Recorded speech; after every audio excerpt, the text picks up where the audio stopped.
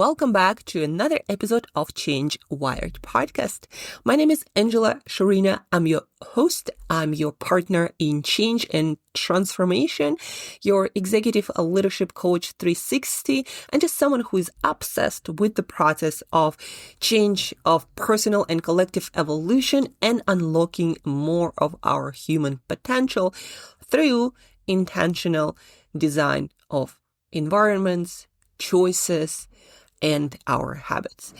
Today, we're going to learn one tool. By the end of today's podcast, guys, you're going to learn a tool which in research allows you to achieve your goals that require doing 2x, double, or more with the probability of achieving those goals and taking consistent action. 2x, double, or more chances of doing so. You know what I love about arena of coaching as a craft, as something I'm mastering? I love coaching because it's based on timeless principles that we are discovering and deepening our understanding of. So coaching is based on something timeless. Compared to technology, let's say AI or any other technology, but specifically AI, which is literally evolving in front of our eyes sometimes. It's like, oh, ChatGPT could do that, but then now it can. And obviously, I'm not an AI builder or expert, and there are, ChatGPT is just one outcome of AI as developing technology. But what I'm trying to say here, what I love about coaching is that it's based on timeless things like human biology, like human psychology and human brain.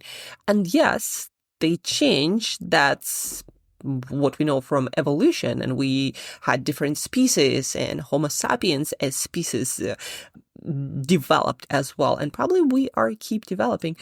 But it seems that we are developing in a way that's gonna deepen or enhance what we already have, not fundamentally change it. What I also mean is I love coaching, whether that's health coaching or coaching for high performance or leadership or executive mindset coaching. What I like about those disciplines, and again, coaching as a methodology, as something, as a craft, is that they are based on timeless principles like biology and psychology that just don't change that fast.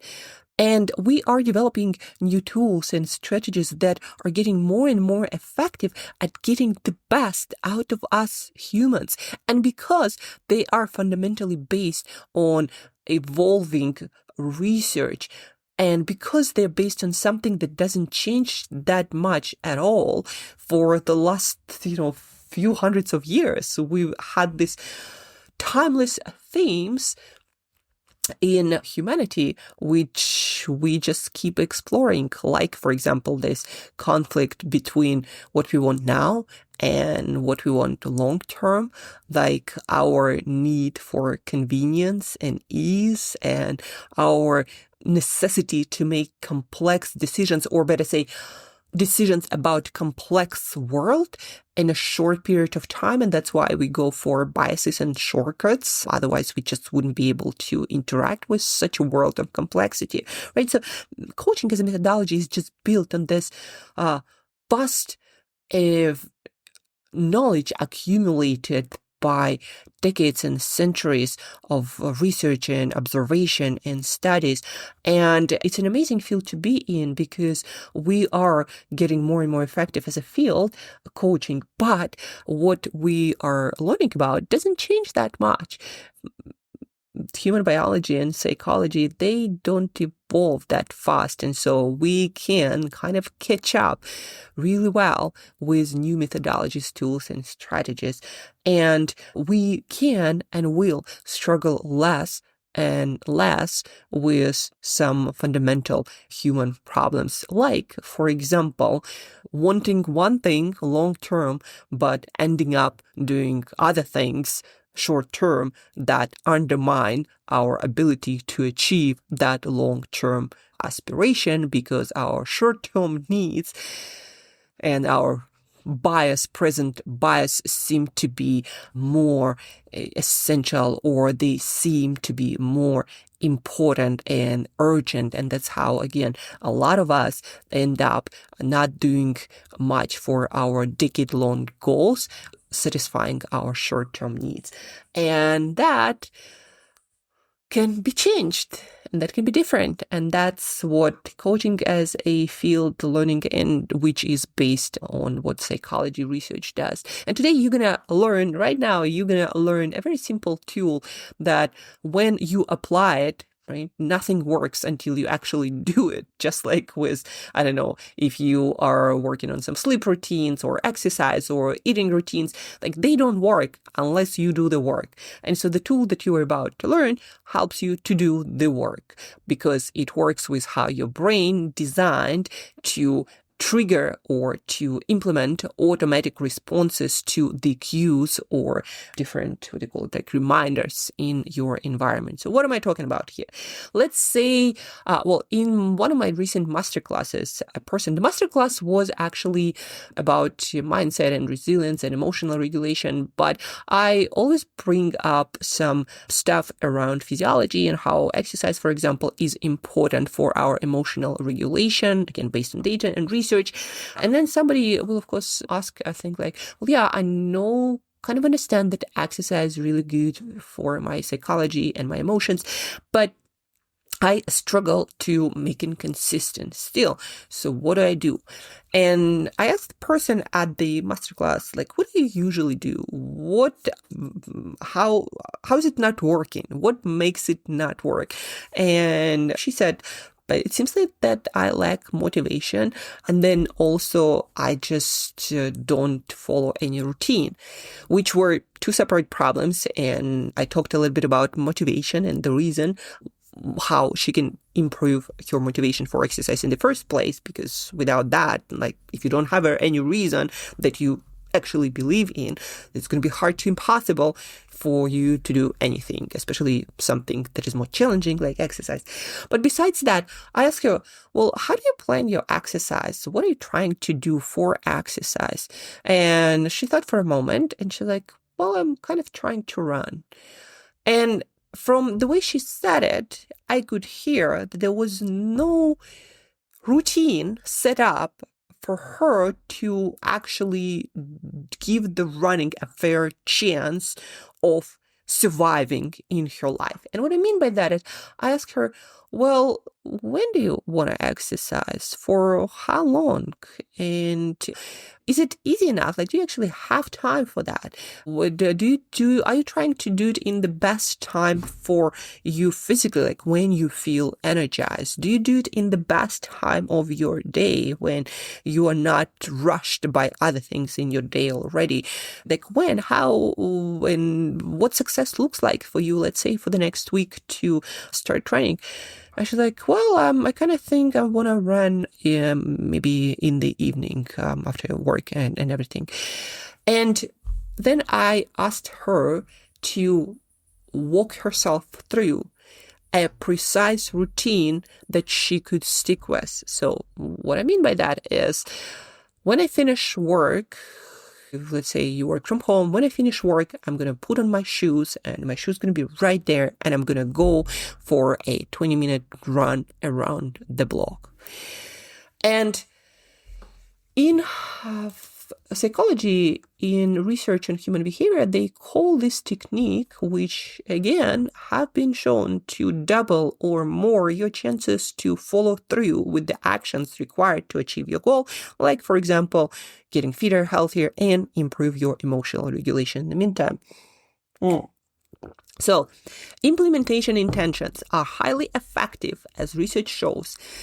They can double the chances of achieving goals by turning vague plans like I'm gonna run after my work somewhere there into specific, actionable if-then statements.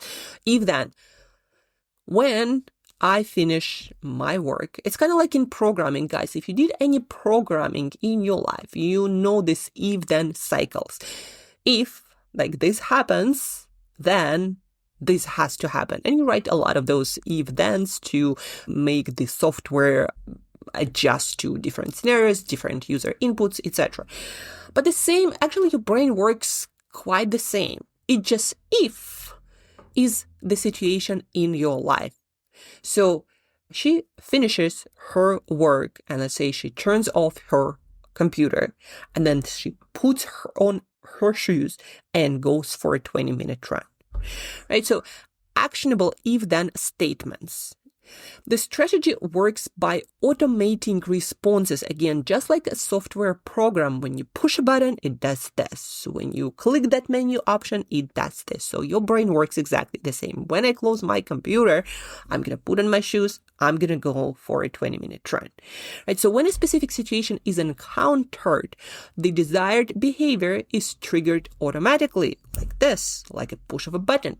Do this, reducing the need for willpower and conscious decision making at that moment. And if you think about that, when you try to implement something more or less challenging, what stops you often is that decision making and thinking that occurs. So you need to eliminate that as much as possible by automating decision making and creating these if-then scenarios, which are very similar to how you would program a computer.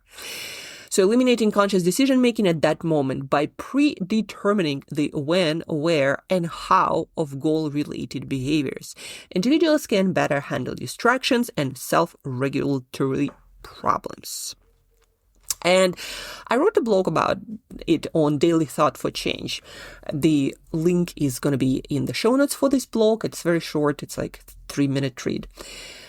The title of the blog was The Simple Trick That 2x Your Chances of Doing What You Said You Would, Programming Your Brain to Follow Through One-on-One. And it is really programming your brain one-on-one. Your brain works to some degree like a computer. Computers actually were made in an image of the brain, and we only now start understanding how there are so many more similarities between how computers work and how your biological machine, your biological computer, your brain work. So at the beginning of this blog, I wrote this question that I actually sort of learned from taking a behavioral science course that I'm taking right now. And the question goes like this: who does what, when, where, how often, and with whom?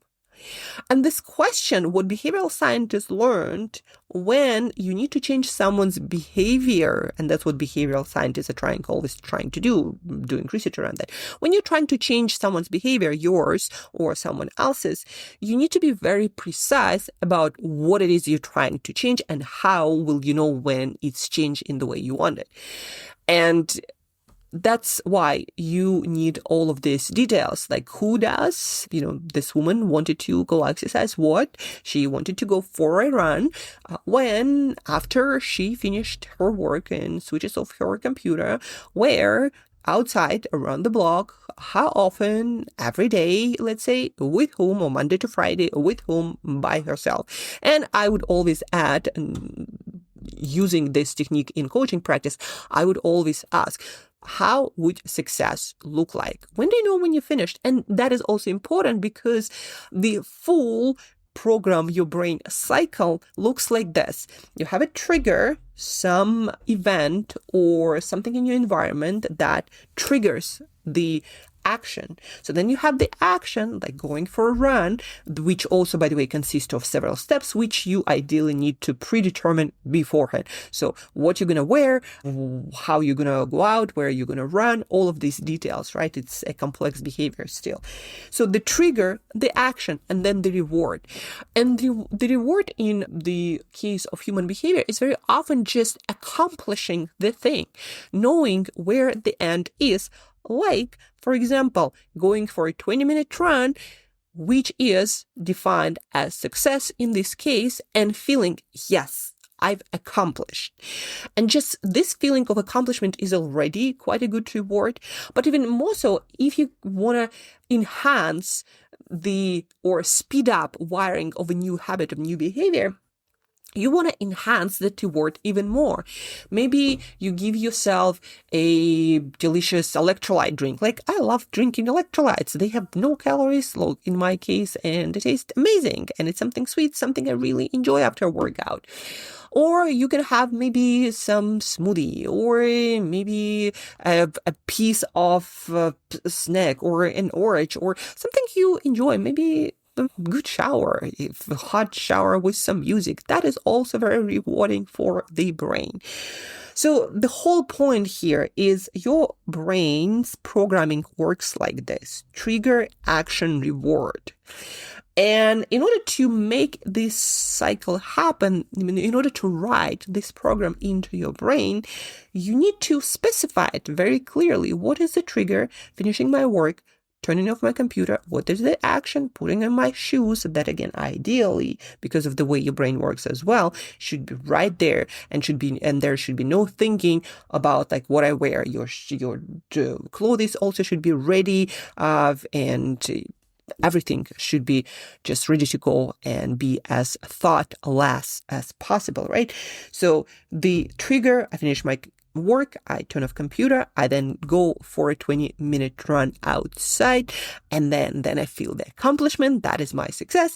And then ideally, if you want to speed up the wiring of the habit, you do something nice for yourself, even if it's a smile and high-fiving yourself in the mirror that you're such a good person, that you just did what you said you're going to do. And that is, with repetition, going to become an automatic thing that requires no willpower at all. And the more you can automate this process at the beginning, eliminating as much thinking and decision making as possible, the more you can do that, the more successful you're going to be with actually wiring this habit or creating this program in your brain a lot faster, which will lead you, for example, towards your goal, closer towards your goal of becoming fitter, healthier, more self-confident, more emotionally balanced person. So implementation, intentions, if-then scenarios. And don't run away yet. There is a secret amplifier, which has been discovered later after if-then scenarios were originally discovered and tried and researched their effectiveness. There is an addition to this framework, which I believe actually was added by the spouse of the person who did the initial research on the if-then scenarios.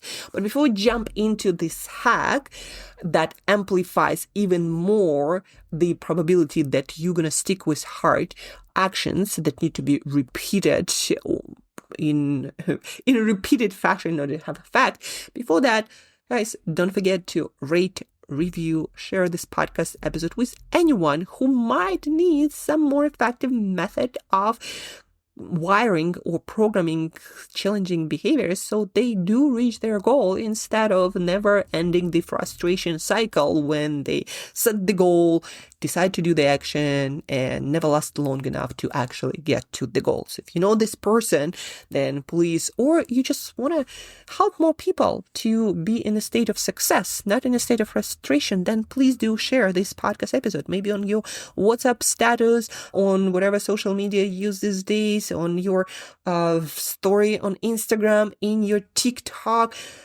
show off your knowledge and share good stuff with people. So that being said, let's get into the hack. So the hack was challenge. And what I'm talking about here, what they also learned is very often there would be like different challenges on our way to creating these new habits, these behaviors. A lot of times it would be something internally, like, oh, I'm just feeling lazy. Or sometimes it would be something external, like something comes up and you need to take care of this, maybe before you run. Like, what do you do then? Somebody just disrupted your program, either you or somebody, something else. So what they found is when you create these if-then scenarios, if you think through in advance the challenges that can come up, like, for example, there is some urgent thing at work that you now need to take care of in your running time, and maybe there is something else scheduled after, right? Or on the days when you're like, yeah, I just don't feel like doing that. What do? When you walk yourself through those challenges in advance and you have solutions in advance. So for example, if I'm feeling lazy, I'm just going to put my shoes on and going to go for a walk listening to my favorite book that I'm only allowed to listen to when I'm out there on the run. So you made it easier, you still doing the thing, and there is a high probability you're going to start running once you're out there. And also there is something pleasant for you to do while you are on your run or on your walk, which has also been proven a really great strategy when you bundle something that you enjoy doing with something you don't enjoy doing as much. And then maybe for external obstacle, like if something comes up, what is your alternative for that scenario? Maybe it's running right after, maybe it's running like closer to your bedtime when the whole thing finishes. Maybe it's doing additional run. Maybe it's walking more towards maybe someplace you need to walk. What is your alternative scenario? And maybe figuring out, hey, maybe that is not the ideal time, and maybe I'll do my run in the morning where it is much less likely to be disrupted. But what the research found is, and they put it also in a nice framework as well, which is called WOOP, wish or the outcome, the goal, objective outcome. Need to look it up. But the whole purpose, they enhanced this if-then scenario with this thinking about possible obstacle. Yeah, wish, outcome, obstacle, and then plan. Yes. So the whole framework was enhanced into WOOP, wish, outcome, obstacle, and plan, where you think about the goal, where you think about the outcome of the specific action, then you think about objection, or you think about obstacle, and then you plan for everything. So the whole idea here is when you think through this if-then plus obstacle scenario, you kind of do extended programming. So now your brain, instead of having one option, it has also options for all the possible scenarios, which then just triggers different automatic programs when you encounter the obstacle, whether it's external or external. And that also doubles or more your chances of sticking with the behavior, even when those obstacles occur. Obviously, as you go, you learn, and there may be obstacles that you never thought of that you can adjust and put in your programming after you encounter them. I hope, folks, this was super useful, and from now on, you're going to use it instead of just trying to do it, like trying to eat better, or trying to exercise, or trying to become a better leader, or trying to communicate more clearly, or trying to give better feedback, or trying to learn a language, or whatever that is. Now you know that this method works better. And so don't do it the dumb way. Adjust your methodology as you know a better one, if you're interested in actually doing it and achieving the goals that you say you want to achieve. Hope again that was useful, insightful, very practical. Don't forget to put it into use, because if you don't work it, it's not going to work for you. And till next time, guys,